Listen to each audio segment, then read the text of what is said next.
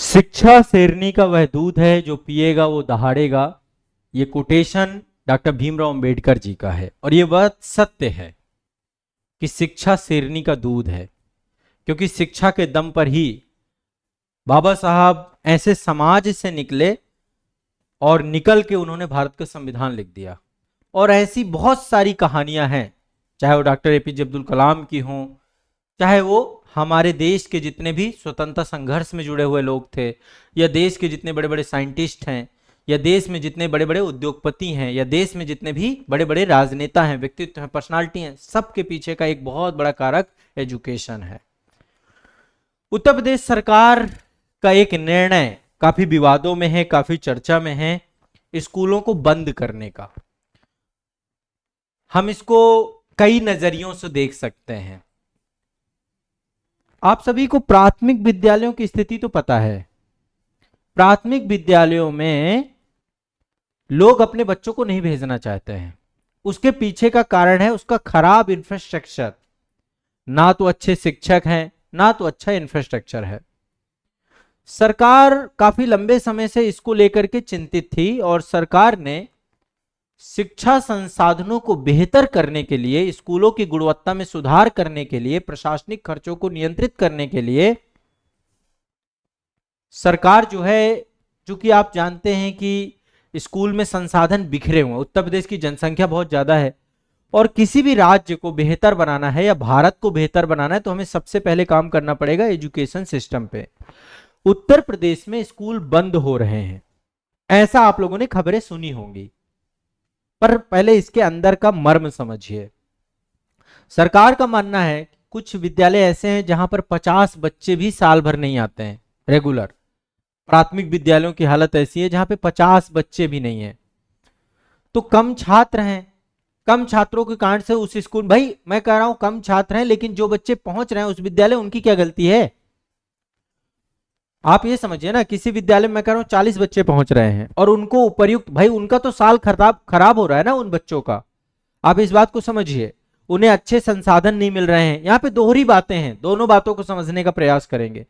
विद्यालय में पर्याप्त शिक्षक नहीं है, ये बात सत्य है। उत्तर प्रदेश क्या, भारत के हर एक जहां पे भी सरकारी विद्यालय हैं, 2 टीचर 1 टीचर, बस इतने में काम चल रहा है। बच्चों को स्कूल में बुलाने के लिए मिड डे मील और सब कुछ सरकार ने चला के देख लिया। मेरी बहुत सारे शिक्षकों से बात होती है, क्योंकि मैं बहुत सारे जो शिक्षक हैं स्टेट पीसीएस वगैरह की तैयारी करते हैं, जब कभी आते हैं मैं बैठ के उनसे इस मुद्दे पे बहुत डिटेल में बात करता हूं। तो अभी हाल ही में एक शिक्षक मुझे मिले थे, मैंने उनसे पूछा कि क्या हाल चल रहा है, कैसा चल रहा है विद्यालय, है ना। या मेरे बहुत सारे जो स्टूडेंट हैं जो शिक्षण कार्य में लगे हुए हैं, मैं उन्हें मोटिवेट भी करता हूं कि आपकी जिम्मेदारियां बड़ी हैं, आप फाउंडेशन बना रहे हैं, आधारभूत बना रहे हैं जो सरकारी सेवाओं में है। और मैं उनसे पूछता हूँ कैसे विद्यालय में बच्चे लेकर आते हो, तो वो बताते हैं, चैलेंजेस बताते हैं कि सर कोई आना नहीं चाहता सरकारी स्कूल में, हम जाते हैं लोगों के पास, है ना, उनके गार्जियन एग्री नहीं करते हैं, कहीं ना कहीं पे गार्जियन, तो वो बहुत सारी बातें हैं, हर बात पे हम बात करेंगे। लेकिन जो बच्चा स्कूल आ रहा है ना तो उसको पर्याप्त शिक्षक मिल रहा है, जो शिक्षक है वो भी रेगुलर नहीं है, कंटिन्यूअस नहीं है। विद्यालय में ना तो पुस्तकालय है, ना तो खेलकूद का मैदान है। अब वर्तमान में चूंकि इतनी सारी चैलेंजेस बढ़ रहे हैं, सीखने की आधारभूत सुविधाएं नहीं है, लैब्स नहीं है, मतलब छोटे बच्चों के विद्यालयों में लोग अब प्राइवेट सेक्टर को ज्यादा स्वीकार रहे हैं। तो यूपी सरकार ने ऐसा तय किया कि हम स्कूलों को क्या करेंगे, कुछ जहां पे 50 से कम संख्या वाले, जहां पे संख्या बल रहता है बच्चों का, जहां 50 से कम बच्चे आते हैं, अब सोचिए वो स्कूल चले ना चले बराबर है, बस नाम मात्र का स्कूल है, कागजों में स्कूल है। तो स्कूलों के विलय करने की बात सरकार ने कही कि हम क्या करेंगे कि स्कूलों का विलय कर देंगे। अभी मैं सब कुछ बताऊंगा, मैं बहुत डिटेल में डिस्कस करूंगा, है ना। जो प्राथमिक विद्यालय ऐसे हैं जिनके पास 50 से कम बच्चे हैं, हम उनका क्या कर देंगे, विलय कर देंगे। इसके लिए एक शासनादेश निकाला गया, ठीक है। शासनादेश संख्या यहां बताने की जरूरत नहीं है, अभी जून में ही निकाला गया था। तो लगभग 27,000 के आसपास ऐसे विद्यालय हैं जिनका विलय किया जाएगा। अब इसमें कुछ चैलेंजेस भी हैं। विलय के बाद स्कूलों की दूरियां बढ़ जाएंगी। अभी क्या है कि स्कूल आसपास गांव में ही है, ग्रामीण क्षेत्रों में सबसे ज्यादा चैलेंज बढ़ता है। कौन नहीं चाहता कि उनके बच्चे, कौन गार्जियन नहीं चाहते, कौन बच्चा नहीं चाहता कि वो एक अच्छे स्कूल में पढ़े। सरकारी स्कूल में पढ़ना, सरकारी स्कूल यदि अच्छे हो जाए तो कौन चाहता है कि लाखों रुपए की फीस दी जाए प्राइवेट सेक्टर में, है ना। लेकिन अभी हाल ही में इसको लेकर विरोध भी हो रहा है, इस पूरे निर्णय को लेकर के बहुत सारे लोग विरोध भी कर रहे हैं। कुछ राजनीतिक पार्टियां भी आ चुकी हैं, कुछ शिक्षक वर्ग भी आ चुके हैं, लगातार धरने चल रहे हैं, आंदोलन चल रहे हैं, सरकार की इस नीति के खिलाफ विरोध वाले भी लोग आ रहे हैं। हाई कोर्ट भी पहुंचे बहुत सारे लोग, कानूनी सहारा भी लेने गए। हाई कोर्ट ने खारिज कर दी है ऐसे रेट को। हाई कोर्ट की लखनऊ पीठ ने कहा कि भैया स्कूल का जो मर्जर हो रहा है, सरकार जो ये मर्जर कर रही है, विलय कर रही है, उससे जुड़ी हुई जितनी भी याचिकाएं थी, लगभग 2 याचिकाएं दाखिल की गई थी, दोनों को खारिज कर दिया। और खारिज करने के पीछे जो न्यायमूर्ति थे पंकज भाटिया जी, श्री पंकज भाटिया जी, उनके द्वारा उनकी पीठ ने कहा कि स्कूलों के विलय का निर्णय राज्य सरकार की नीतिगत योजना का एक हिस्सा है और अदालत इस फैसले में हस्तक्षेप नहीं करेगी। सरकार अपनी नीति के तहत एजुकेशन सिस्टम को बेहतर कर रही है। भाई न्यू एजुकेशन पॉलिसी लाने भर से कुछ नहीं होगा, जमीनी हकीकत में उसे लागू करना पड़ेगा, ठीक है। तो 16 जून को आदेश जारी किया गया हुआ था, उसको लेकर के जो है शिक्षा विभाग ने ये आदेश जारी किया था और उसके खिलाफ चुनौती दी गई कि कम छात्रा वाले प्राइमरी स्कूल हैं उनको उच्च प्राथमिक या कंपोजिट स्कूलों में मर्ज कर दिया जाएगा, ठीक है। बहुत सारे लोगों ने कहा कि शिक्षा का अधिकार हमारा फंडामेंटल राइट है, शिक्षा के अधिकार का ये उल्लंघन है, इसलिए इस आदेश को रद्द कर दिया जाए। तो कोर्ट लोग गए तो कोर्ट ने इसको खारिज कर दिया। अब सुप्रीम कोर्ट जाएंगे संभवतः, सुप्रीम कोर्ट में जो बातें होंगी वो आगे चल के हम डिस्कस करेंगे। यहाँ पे जो एक पक्ष हमारा होना चाहिए, अब ये चीजें आपको भी सोचना, मैं इस पे एक डिटेल लेख भी लिखूंगा ताकि आप उसे पढ़िएगा तो आपकी समझ और विकसित होगी। मेरा मानना जहां तक है कि सरकार का जो इंटेंशन है वो गलत नहीं है। सरकार ये नहीं चाह रही कि बच्चों को शिक्षा से वंचित कर दिया जाए। यहाँ पे मनसा बहुत जरूरी है समझना। जब तक आप मनसा नहीं समझोगे, स्कूल नाम मात्र के स्कूल का कोई मतलब नहीं है। आप ये सत्य है बात, कोई भी सरकारी कर्मचारी क्यों नहीं सरकारी विद्यालयों में अपने बच्चों को भेजना चाहता है? कोई नहीं, गरीब से गरीब व्यक्ति भी मजबूरी में सरकारी विद्यालयों में भेज रहा है। उद्देश्य होना चाहिए शिक्षा की गुणवत्ता, उसको सुधारना, और वो तभी पॉसिबल हो सकता है जब संसाधनों का प्रभावी उपयोग किया जा सके। तो सरकार यही काम कर रही है, सरकार संसाधनों का प्रभावी उपयोग कर रही है। और सरकार ने यह कहा कि कई प्राथमिक विद्यालय ऐसे जहां एक भी छात्र नहीं है, ऐसे भी विद्यालय हैं। तो जहां पे 50 से कम बच्चे हैं, उन सभी स्कूलों को मर्ज करके उच्चतर जो माध्यमिक विद्यालय हैं उन पे के साथ उनको मर्ज कर देना, कंपोजिट सिस्टम जो सरकार का है, ये निश्चित तौर पे एक बहुत ही सराहनीय कदम आगे आने वाले समय पे पता चलेगा, आगे आने वाले समय पे पता चलेगा इस पे लेकर। अब जो चैलेंजेस हैं इसका प्रभाव सब पे पड़ेगा। कहां कहां पड़ेगा मैं एक बार थोड़ा सा बताता हूं। छात्रों पर भी इस विलय का असर पड़ेगा। कुछ छात्रों को स्कूल जाने के लिए लंबी दूरी तय करनी पड़ेगी, खासकर ग्रामीण क्षेत्रों में। इसका अल्टरनेटिव है, इसका अल्टरनेटिव यह है कि सरकार, अब ये सरकार को सोचना चाहिए कि सरकार को बसें चलानी चाहिए, या जो रोडवेज बसें हैं उन रोडवेज बसों को, मतलब कुछ ना कुछ सरकार को करना पड़ेगा। सरकार के पास इंफ्रास्ट्रक्चर है, सरकार को अब स्कूली बस चलाइए, आप स्कूली बस चलाना पड़ेगा। अब आप यदि कहीं के संसाधनों को खत्म करें तो कहीं के संसाधनों को प्लस भी करना पड़ेगा। जैसे यदि हम फॉरेन कंट्रीज में देखते हैं, यदि यूरोप वगैरह के देशों में देखें, तो वहां पर ऐसा नहीं है कि हर 1 किलोमीटर पे स्कूल है। वहां पे हर 10-15 किलोमीटर पे एक अच्छा स्कूल है, बहुत बढ़िया स्कूल है। उस स्कूल से बसें जाती हैं और बच्चों को लेकर के, तो सरकार को सबसे पहला काम कर देना चाहिए कि जो छात्रों की एक चिंता बढ़ी है, और ये मैं आमतौर पे अभी मीडिया कवरेज जितना भी देख रहा हूं, सभी मीडिया कवरेज में ये निकल के आ रहा है कि जो गार्जियन है वो कह रहे हैं कि अब स्कूल की दूरी 3 से 4-5 किलोमीटर बढ़ गई है, ऐसे में बच्चों को भेजना सुरक्षित नहीं होगा। तो सरकार को इसके विकल्प को अभी सोचना चाहिए। दूसरा, जो बहुत सारे विपक्षी दल हैं, जो शिक्षक हैं, वो कह रहे हैं कि इससे ड्रॉप आउट रेट बढ़ेगा। ये बात सत्य है, ड्रॉप आउट रेट बढ़ेगा या प्राइवेट सेक्टर को बेनिफिट मिलेगा, प्राइवेट वालों में बच्चे चले जाएंगे, ऐसा भी होगा, स्कूल छोड़ने की दर भी बढ़ेगी।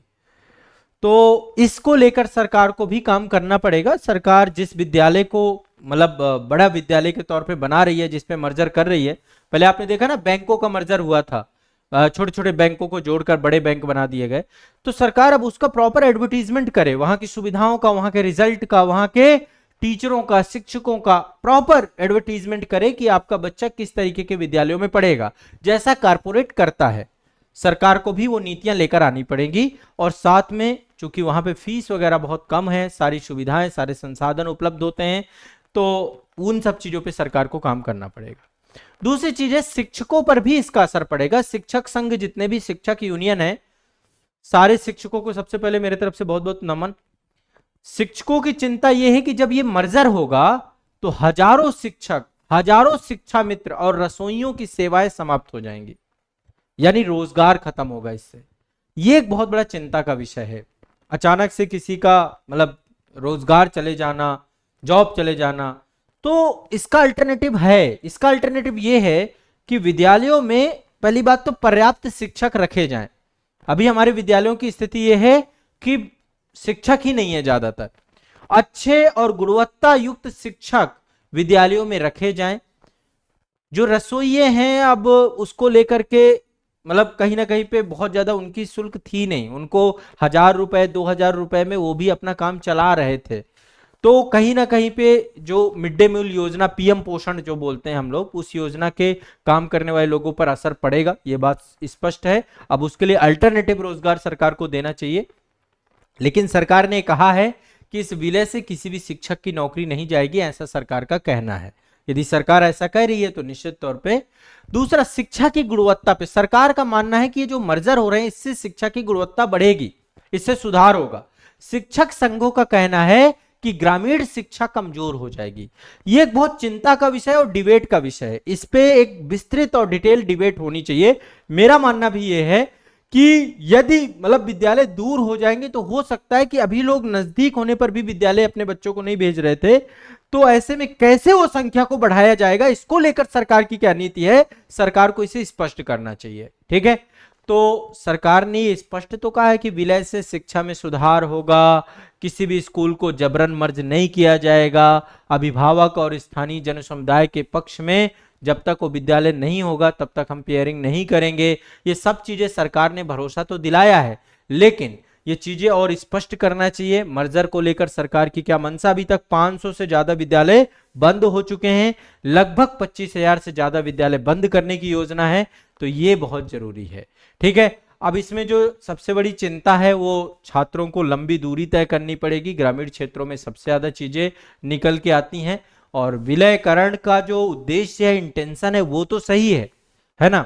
अब सरकार को चाहिए कि भाई पुस्तकालय, हर विद्यालय में लाइब्रेरी हो, पर्याप्त शिक्षक हो, खेलकूद का मैदान हो, और जो भी वर्तमान में स्किल डेवलपमेंट को लेकर के जो वर्तमान में आप देख रहे हैं नए प्रकार की प्रौद्योगिकी, उन सब चीजों को, न्यू एजुकेशन पॉलिसी हो, अच्छा सिलेबस और अच्छा पाठ्यक्रम, एनसीईआरटी की पुस्तकें, इन सब पे प्रभावी कार्यक्रम करके राज्य की शिक्षा व्यवस्था को गुणवत्तापूर्ण, उच्चतर बनाने का प्रयास किया जाए, और जितनी भी चिंताएं हैं उनमें सरकार अपना स्पष्टीकरण दे तो शायद संभावना बेहतर हो सकती है। तो ये मुद्दा काफी चर्चा में था और अभी भी चर्चा में है, क्योंकि लगातार विरोध प्रदर्शन हो रहे हैं, लगातार विपक्षी पार्टियां अपनी बात उठा रही हैं।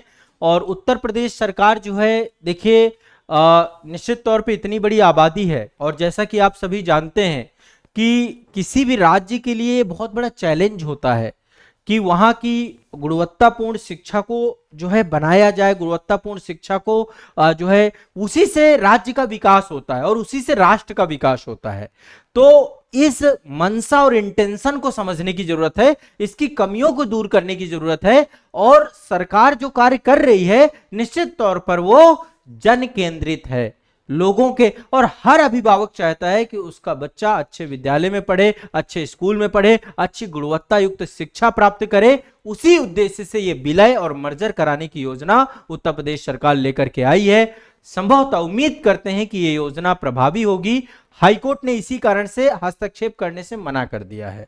तो ये एक बहुत बड़ा प्रभावी सुधार कार्यक्रम योजना के तौर पे इसको देखना चाहिए। हाँ, जो इसमें त्रुटियां हैं, कमियां हैं, मिल करके उसमें सुधार करने की दिशा में जितने भी स्टेक होल्डर हैं सबको साथ में आकर सरकार के साथ काम करना चाहिए।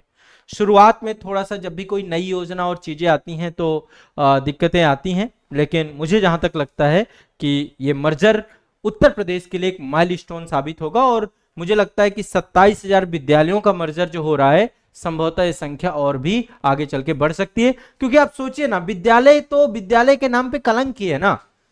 50 जहां एक भी बच्चा ना आ रहा हो, 50 से कम जो है बच्चे आ रहे हो, तो उस विद्यालय का कोई मतलब नहीं, फिर मर्जर होता ही है ऐसे उसका, है ना।